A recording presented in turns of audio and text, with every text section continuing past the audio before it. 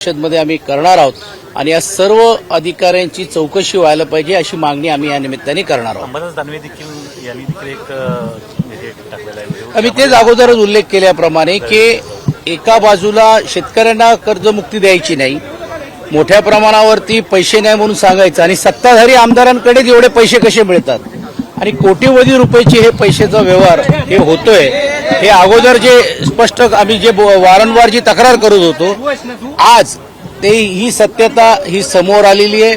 या अगोदर मंत्र्यांकडे आपल्याला बंडल्स मिळायचे, आता तुम्ही बघितलं असेल की मंत्री सोडून आमदारांकडेच जर अशा पद्धतीने बंडल्स मिळायला लागलेत त्याचा अर्थच असा आहे की भ्रष्टाचार हे मोठ्या प्रमाणावरती वाढलेले आहेत आणि यात सत्ताधारींचीच इन्व्हॉल्वमेंट असल्यामुळे कोणीही सरकार याच्यामध्ये दखल घ्यायला तयार नाहीये आणि या सर्व गोष्टीची चौकशी व्हायला पाहिजे ही मागणी आम्ही या निमित्ताने विधान परिषदेने करणार आहोत। विरोधी पक्षनेत्यांच्या संदर्भात वारंवार वेगवेगळ्या बातम्या येताना पाहायला मिळतात। आता भाजपकडून अशा प्रकारे एक ऑफर दिली जात आहे की विधानसभेत विजय वडेट्टीवार आणि विधान परिषदेत अनिल परब यांचे नाही, अशी कुठची चर्चा नाहीये आणि तो अधिकार त्यांचा कुठे येतोय। म्हणजे एवढं विधान परिषदचा विरोधी पक्ष नेत्याची पदची कार्यकाल संपल्यानंतर पण अद्यापि ते देण्याचं काम केलेलं नाहीये। म्हणजे हे आपसामध्ये फक्त लावण्याचा प्रयत्न होतोय, अशा कुठच्याही प्रकारचे ऑफर नाही। ते ऑफर देणारे कोण आहे ते काय आता ठीक आहे, काही लोक सांगतात की कॉलर टाईट आहे आणि देवाभाऊ सर्व पक्ष चालवत आहेत, हे महायुतीचे पक्ष चालवत असतील, महाविकास आघाडीमध्ये नाही।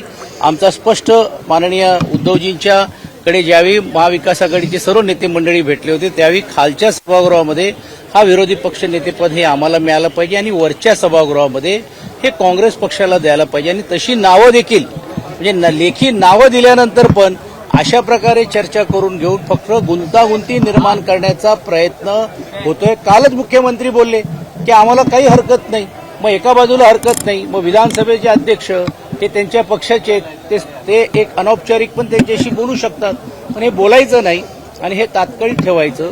गेल्यावेळी ज्यावेळी विरोधी पक्षनेते विधान परिषद झालं होतं, सभागृह चालू नव्हता त्यावेळी पण देखील त्यांनी हे पद दिलं होतं, मग आता हे पद का दिलं गेलं नाही असा प्रश्न या निमित्ताने निर्माण होतो। एक मुद्दा असा यामध्ये पैशांच्या बागा साधारणतः आपल्याला सातत्याने पाहायला मिळत आहे, मात्र विरोधकांकडे ईडी असेल सीबीआय असेल याच्यामार्फत कारवाई होते, या माध्यमातून आता कारवाईची मागणी ही नक्कीच व्हायला पाहिजे आणि परिषदमध्ये आम्ही ही मागणी करणार। पण या सत्ताधाऱ्यांकडनं अपेक्षा काय करायचं, कारण मंत्र्यांच्याकडेच बॅगा मिळतात, आता आमदारांकडे मिळालेले आहेत, आता थोड्या दिवसांनी नगरपालिका झाल्यात, आता नगराध्यक्षांकडे पण तुम्हाला पाहायला मिळतील।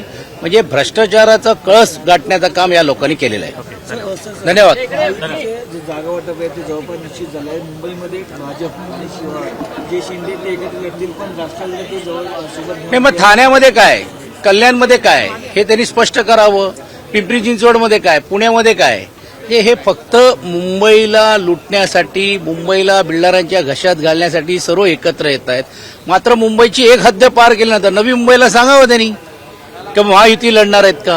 हे फक्त मुंबईसाठीच चाललेलं आणि मुंबईकरांना हे जी जाणीव आहे, मुंबईकरांना हे कळते की ही मंडळी ही सत्तेसाठी एकत्रित झालेली आहेत, समाजकारांसाठी नाही, सत्ताकरण करण्यासाठी आणि भ्रष्टाचार करण्यासाठी ही मंडळी एकत्र येतात।